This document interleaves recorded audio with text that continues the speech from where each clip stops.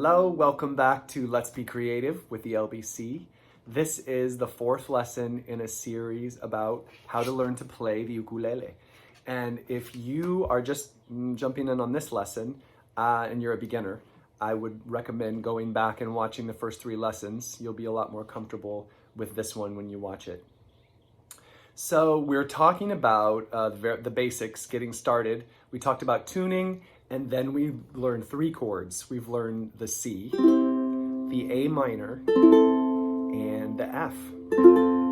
And we talked about lots of different things associated with starting to learn how to play.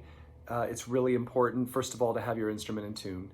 Then once you get to the first couple of chords, you're just using one finger. So I love it because it's really easy for everybody to get started. Then on the F, you need to use two fingers and you need to make sure that you have your knuckles bent. And I'm going to be talking about that more today because that's really important when you start doing chords with multiple fingers. There's also a PDF that you'll need to download and possibly print out while you watch this, because I'm going to be referring to that quite a bit in this lesson. So today it's time to add the fourth chord, which, to be honest, is a challenging one.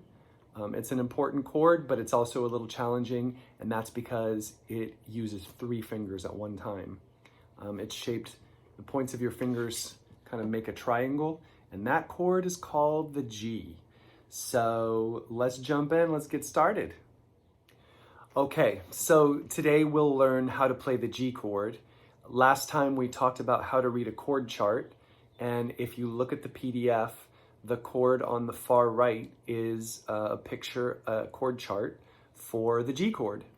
And so if you look at the chart, it's showing you that we need to put the first finger on the second fret of the third string. Remember, we count from the bottom up. So this is string number 1, far away from the face. 1, 2, 3, 4. So the point of my first finger is on the third string. You can see it here on the second fret, not on top of the fret, but just behind it. Then I take my second finger and put it on the second fret of the first string. So if you look at these two fingers, they are actually both on the same fret, the second fret, and they are on different strings, the first string and the third string. Then the chord chart is showing that you take your third finger and you put it as the point of the triangle, which is going to be the third fret of the second string. So if I turn my instrument this way, you'll see that my knuckles are bent. Like I was talking about before, this is really important because each finger can only touch the string that it's meant to play.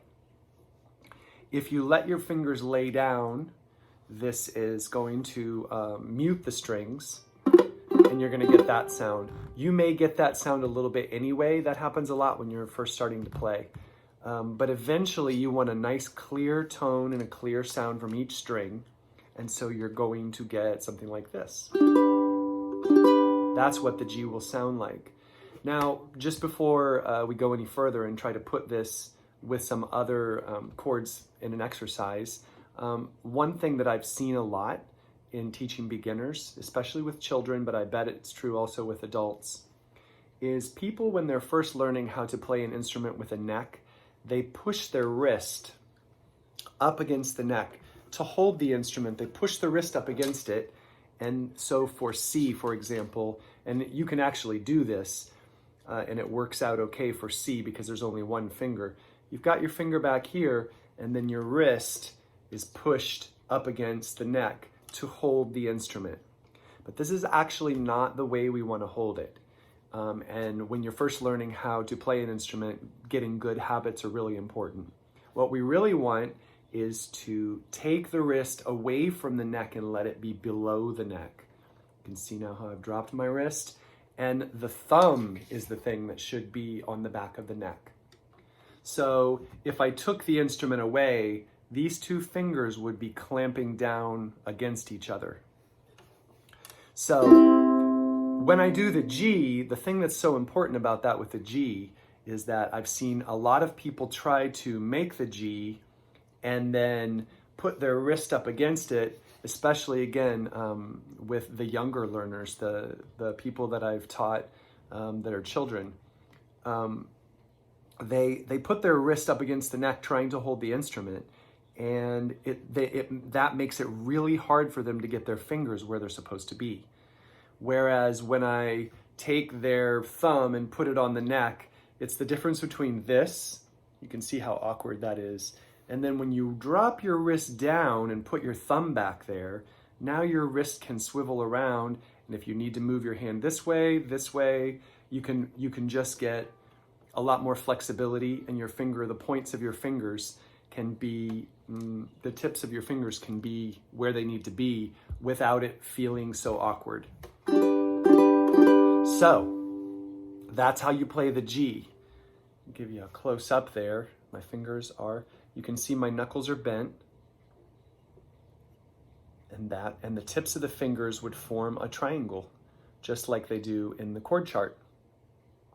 So, now we've got the G, and again, like I said, if you get a little bit of that's pretty common for beginners, especially with this chord. So don't worry about that. You just keep on doing it, and eventually you'll put it might take you some time to get to this chord as well. So don't worry about any of that. You just do your best, and the repetition of doing it over and over, one of these times you'll go for it, and you'll just get it, and it'll sound great. So what I'd like to do with the rest of this lesson is put the G in an exercise with some other chords. Actually, it's going to be the exercise that is at the bottom of the PDF, the one that says exercise 3. So let's look at that one and let's try it. Okay, so if you have the PDF in front of you, look at exercise 3. We're going to be talking about that exercise today, trying to add the G in with the other chords. And if you look at exercise 3, you'll see that there are 2 lines, and each of those lines have 4 measures. Remember, in music, the measure is the box. Each group is separated by a line going down this way. Those are called bar lines. So in the top line, we have 2 measures of C, and then 2 measures of G. And then in the second line, we have 2 measures of A minor and 2 measures of F. And then at the end, if you look at the end, you'll see that with the double bar, the 2 lines that tell us to stop, instead of just having a double bar, we also have the 2 dots with the double bar, and that is called a repeat sign. That means go back to the beginning and play the whole thing again. So we'll try to do it. We're going to play 4 C's, 4 C's. That'll be a total of 8. 4 G's, 4 G's, and so on.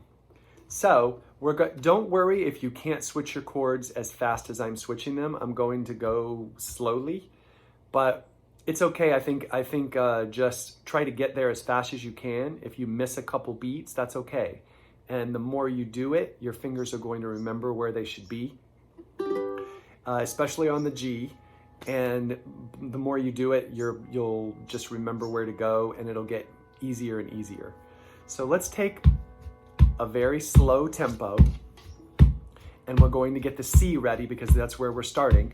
And so we're going to go 1, a 2, a 1, 2, ready, go.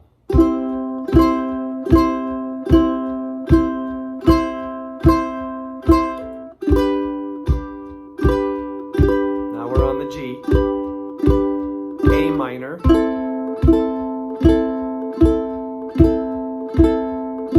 finger down for F.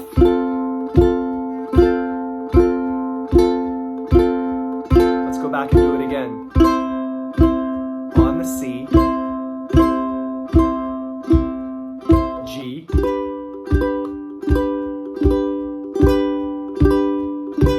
A minor,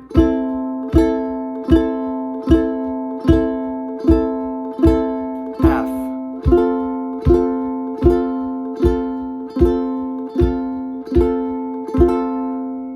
And that's it.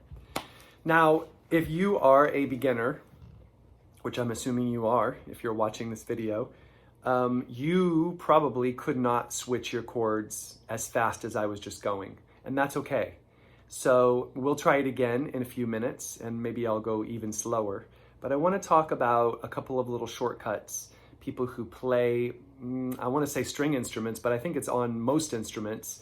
Part of learning how to play with feeling and letting it get easier and easier so you're thinking less about it is learning how to do some shortcuts. Like, for example, when you switch from A minor, here's our A minor, our one finger A minor. When you switch from A minor to the F, you don't need to play A minor, then take your whole hand off and then put your fingers down for F. You can just leave that finger there. So you're going from A minor, then you put that finger down where it goes, and you're already there for F. Minimize your movements. I think that's one of the secrets to success with the string instruments. And then when you do C to G, that's a hard one, especially because we're just learning that chord today. But you do C, and then if you notice, this finger in the G is actually goes on the string right next to it. So instead of playing C, taking your whole hand off and then going back to make the G, try to just play the C and then roll your finger over and put these two down. So you're going from C to G, and that's a lot less movement, and that'll help you go faster. So let's play it again. Let's do it again. And this time I think I'll go a little slower. And right before G, I'm going to pause to give you time to get your fingers into the position of G. And again, don't worry if you can't do it yet. The point of practicing is each time you do it, it gets a little more familiar and you'll get a little bit better and you'll feel a little bit better about it too. So here we go. Ready? Let's start a slower tempo this time. Here we go. So you get your C. 1, 2, 1, 2, ready, go.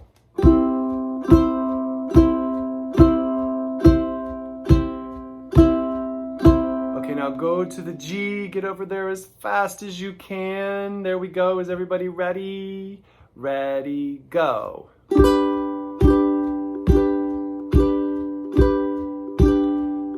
Second line is the A minor.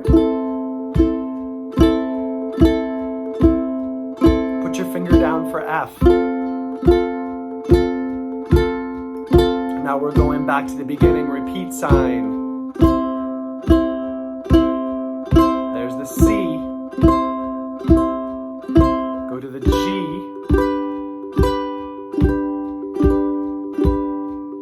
Then to the A minor.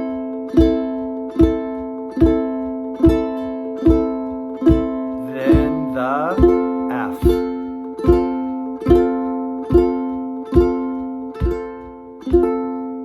Now let me play it a little bit faster, and you'll see what it sounds like when the tempo is sped up a little bit. 1, 2, 1, 2, ready, go.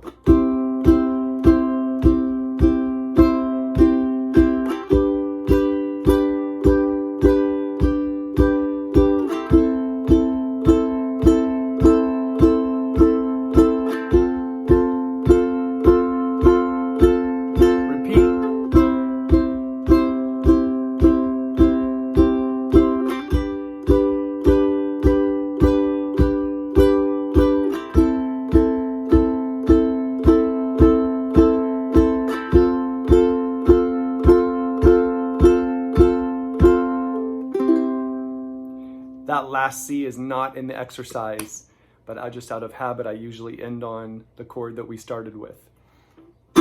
So if that chord progression, when you put when you put chords in a group like that and you play them in sequence, that's called a chord progression. And if those chords together, if that progression sounds familiar, it's because there are probably about 10 million songs written on that chord progression. I don't know why in pop music it's so popular to use those chords, but I guess it's just easy to write a melody to, and there are literally hundreds of songs written on those 4 chords. So in the coming days, we will learn some of those songs.